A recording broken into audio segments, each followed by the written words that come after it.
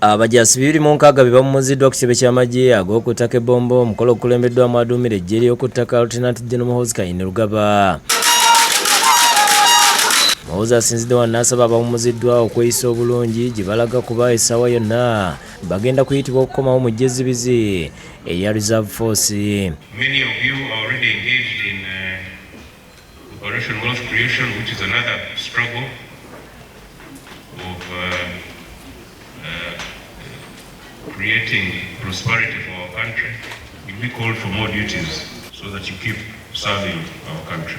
Asinzidde wano n'asaba abawummudde okubeera abeegendereza mu bye bakola ebiyinza okubaviirako okufiira obulamu bwabwe kuba eggwanga likyabeetaaga. Please be careful as you return home. Drive safely.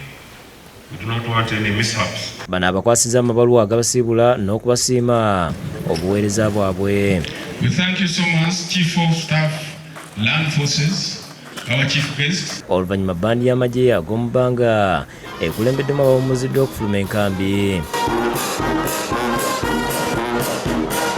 Kino tekirobedde abasawo n'abalwadde abadde mu ddwaliro Bombo okujja okwerabira nga bbandi n'abajaasi bakumba okufuluma enkambi.